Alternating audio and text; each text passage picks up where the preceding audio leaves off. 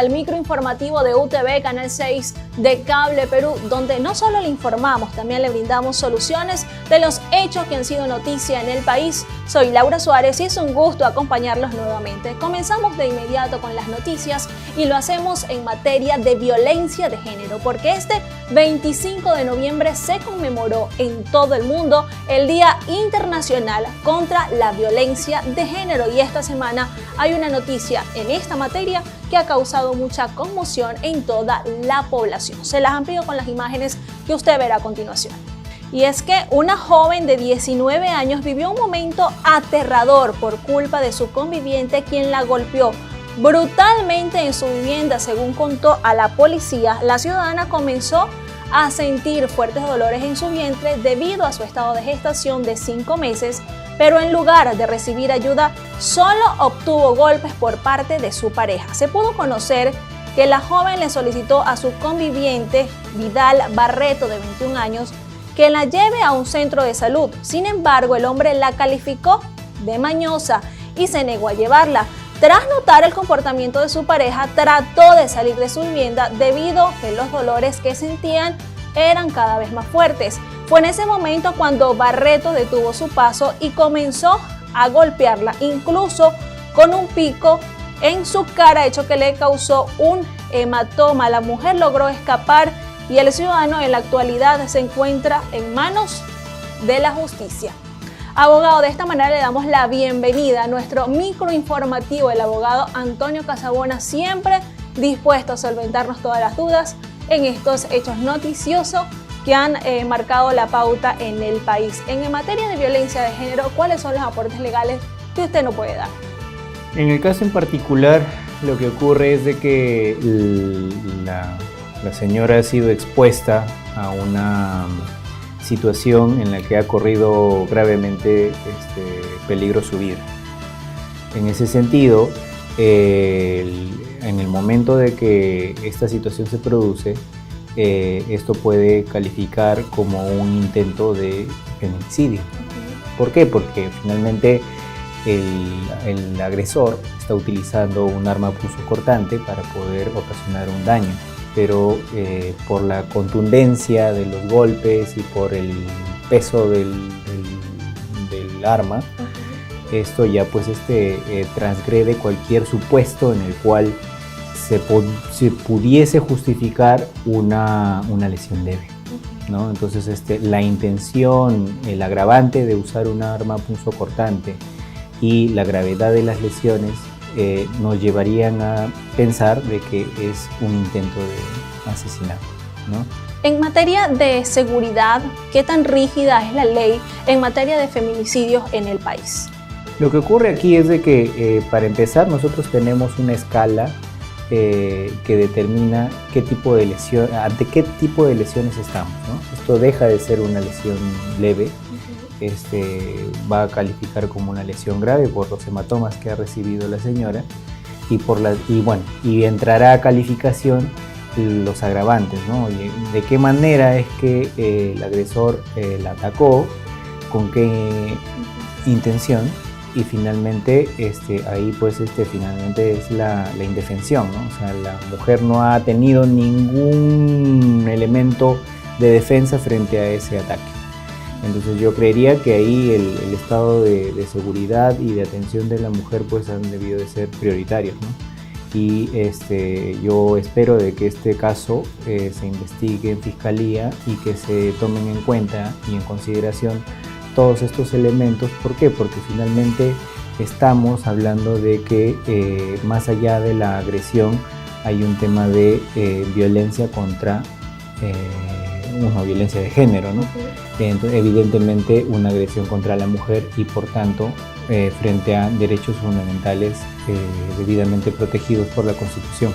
Y en cuanto a las leyes, es bastante clara cuando se trata de violencia de género y cuando es en los casos más fatales, ya cuando esta noticia termina con la lamentable que la mujer pierde la vida a causa de la violencia de un hombre es bastante clara, porque hay países donde las mujeres que son defensoras de los derechos de las mujeres pues mencionan que ciertamente su país tiene leyes o trata el feminicidio como algo que realmente pasa, pero que no está siendo bastante clara las leyes sobre los indicios de los caballeros para que pues la ley proceda contra ellos y los sancione como debería ser. No, en nuestro caso en Perú sí está debidamente tipificado el feminicidio y también pues los actos de seducción, acoso sexual, maltrato contra la mujer, ¿no?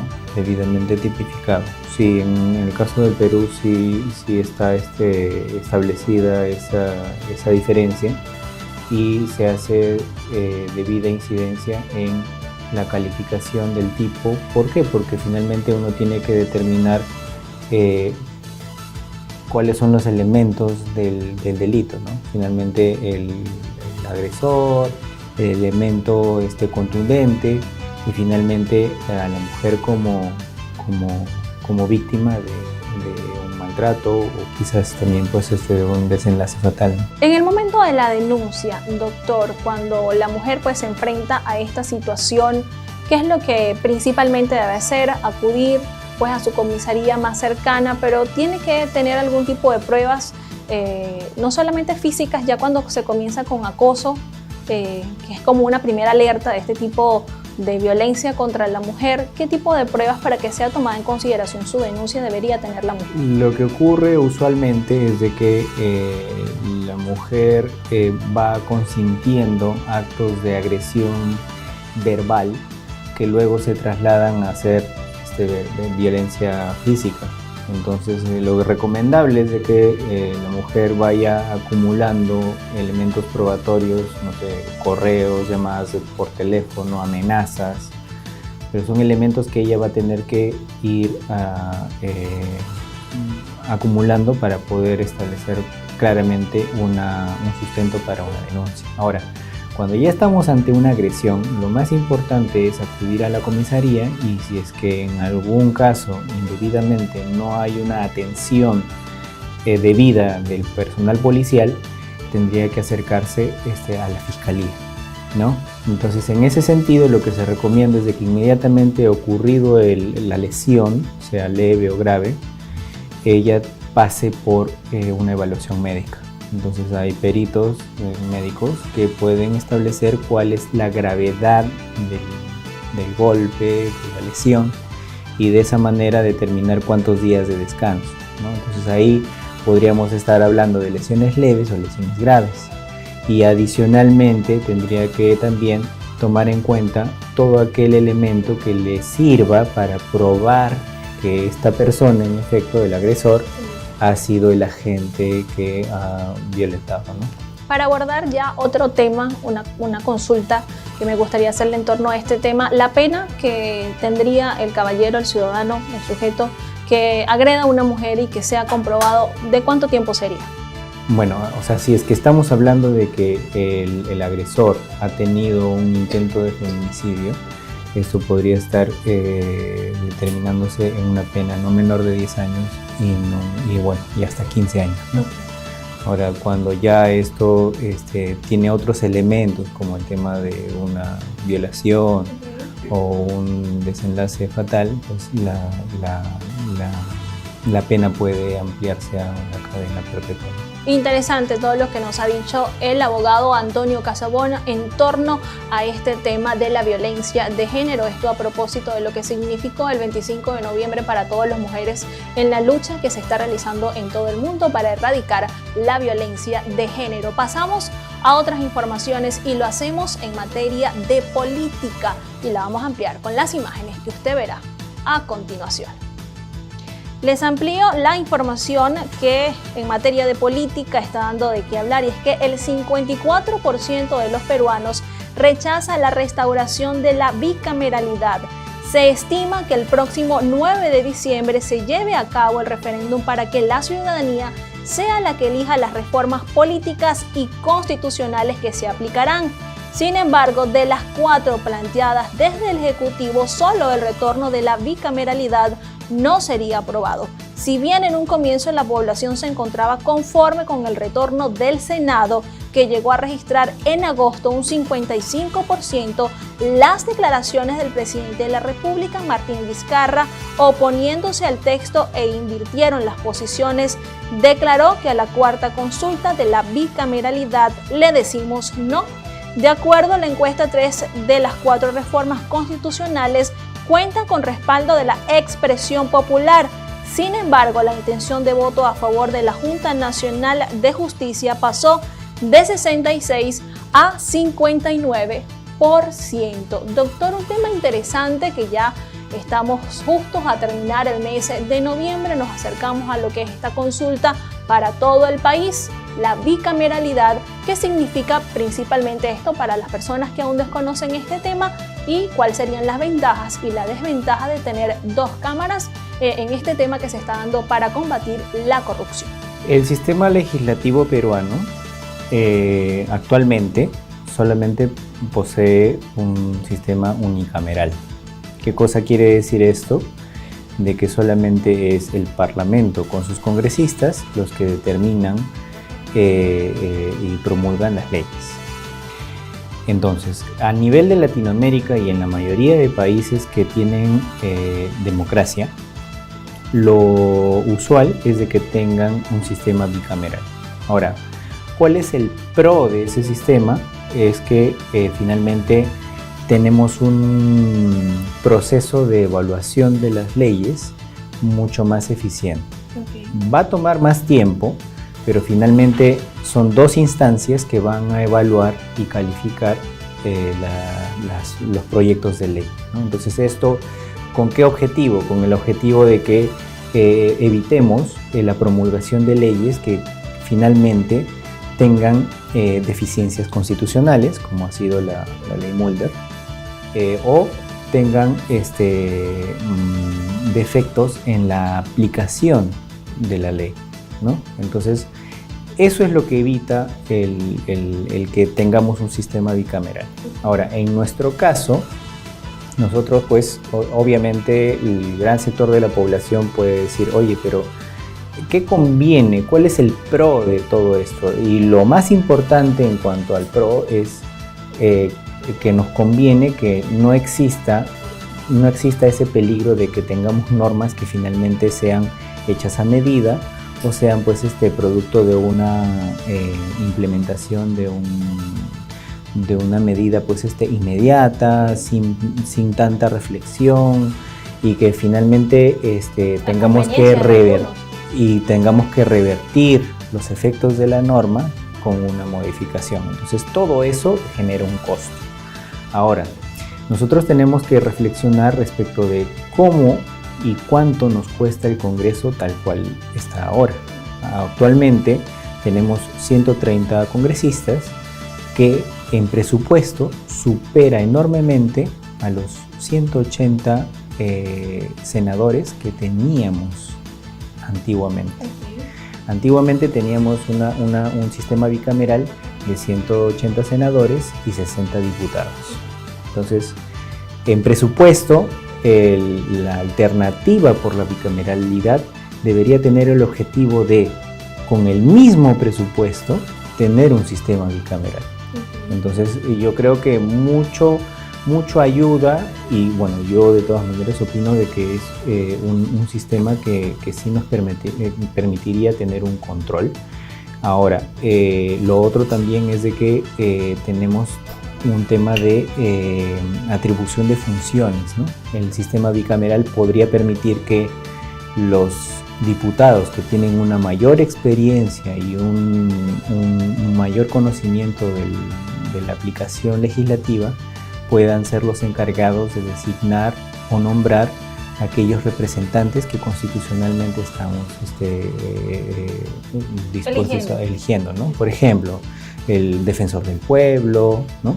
Entre otras autoridades. Habría que definir bien las funciones, claro, de las cámaras. Y habría que evitar que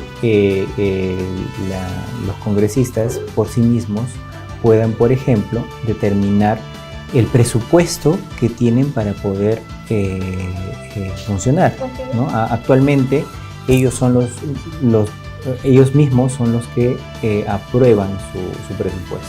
Entonces es algo que tendríamos que definir y que finalmente también está de por medio la voluntad política, porque es algo que no depende solamente del Congreso, sino también es un tema que debería ser un interés nacional y que debería ser impulsado no solamente por el Congreso, sino también por el Ejecutivo, para establecer reglas claras y evitar que la representación no sea pues la más idónea, ¿no? Y si tiene tantas ventajas, doctor, y en especial ahora donde pues el Congreso se ha visto involucrado en tantos hechos irregulares, sí, ¿por qué cree que el pueblo o estas encuestas que se han realizado en torno a este tema estén manifestando un rechazo a la restauración? Yo creo que es por el desprestigio que tiene el Congreso actualmente.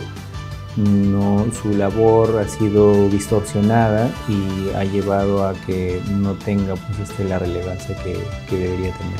Entonces yo creo que eso, aunado al hecho de que aparentemente el tener 2 cámaras implicaría un incremento del presupuesto, eso lleva a la población a simplemente rechazarlo. Yo creería que una fórmula adecuada sería que en función al presupuesto que actualmente tiene el Congreso se puedan establecer las medidas y de esa manera pues quizás reducir también las remuneraciones y los gastos que se tienen, no solamente los congresistas por las comisiones que ellos realizan, sino también por la contratación de terceros, que finalmente son los asesores que incrementan el presupuesto también de cada una de las comisiones que actualmente están trabajando, ¿no? Por un tema que da para incluso un programa completo, es bastante complejo y seguro muchas dudas tiene todavía la población cuando ya es el 9 de diciembre que se va a realizar esta consulta acerca de este tema, pero por lo menos en el microinformativo hemos tocado los puntos claves acerca de la bicameralidad. Las recomendaciones finales, doctor, en torno a la violencia de género y a este último tema ya para finalizar. En general, yo considero de que la mujer frente a la violencia debe tener una acción más proactiva, ¿no? No tolerar desde un inicio cualquier tipo de violencia verbal, ¿no? Saber posicionarse como tal y saber defender los derechos de tal manera de que frente a cualquier agresión pueda inmediatamente ejercer acción y asistir a la comisaría, si es que no se puede a la comisaría, a la Defensoría del Pueblo, y si es que no se puede a la Defensoría del Pueblo, acudir también al Ministerio de la Mujer, ¿no? Porque finalmente tienen asesoría que puede una mujer acudir y finalmente ser ayudada en cuanto a un tema de agresión. Ahora, respecto del tema de la bicameralidad, lamentablemente los proyectos actuales son muy cuestionables de acuerdo al presupuesto y a las características